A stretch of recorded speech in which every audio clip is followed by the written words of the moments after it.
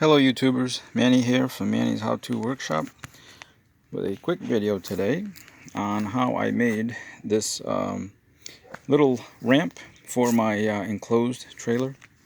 This is my white 6.5 by 12 enclosed trailer. So the step from the ground to the top of that landing right there is like 17.5 inches. Well, these old knees over here are not what they used to be, so it's getting kind of difficult to step up. Every time I step up, it's hurting, but that's another story. A lot of years in the military will do that. But anyway, so I decided to make this little ramp so that it makes it easier for me to not only walk up, but at the same time, see that saw right there that's mounted on that saw stand? It's got the two wheels on the bottom. It makes it easier for me to take this out here when I'm backed up all the way to the house and can't put down my back door. And this way it ensures that I can still come in and out. Also, see that compressor right there? I can wheel that out as well. That's pretty heavy. And anything else, like if I have a hand truck or something like that, this is actually 24 across this way, and I believe it's like 30, no, it's like 40 inches lengthwise. Okay, so all I did is take some scrap wood that I already had and some scrap metal to make this lip right here. Okay, and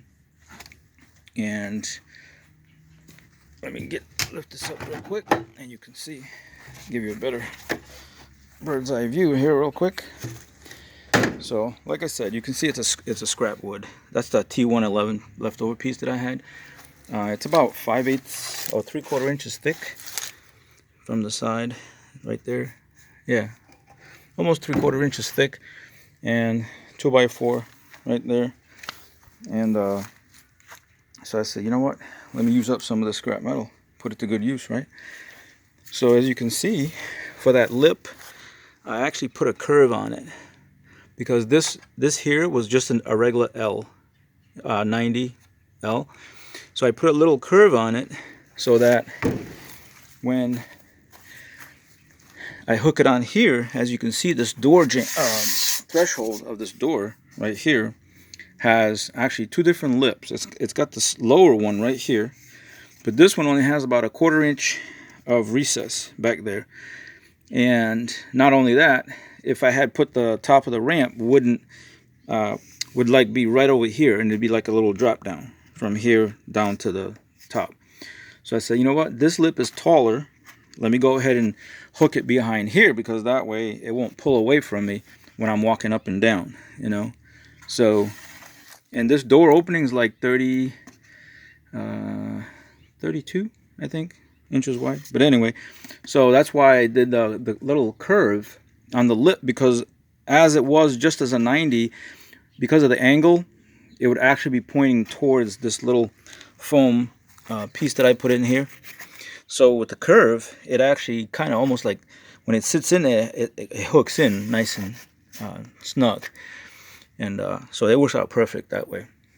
But yeah, so, and like I said, nothing special. Just use some to secure the metal. All I used was, these are some they call them lat screws. They got a nice Phillips head with almost a built-in washer around it, and I put 5 of those on there to give it some extra strength. And I used some deck screws right here to screw the plywood down to the support frame. And like I said, I mean, it's perfect for this application right here. And I believe I can also use it for my side garage door, because going out there's a step. I made a concrete step down there, and I believe I can use it there as well. But so yeah, there you go, guys. Like I said, 24 by 40 is the size, and it's big enough, like I said, to roll off my saw stand, my DeWalt air compressor, and oh, and you know, and also a hand truck if I need to go up there with a hand truck or something. I was actually thinking about raising my axle, flipping the bracket that holds these leaf springs in.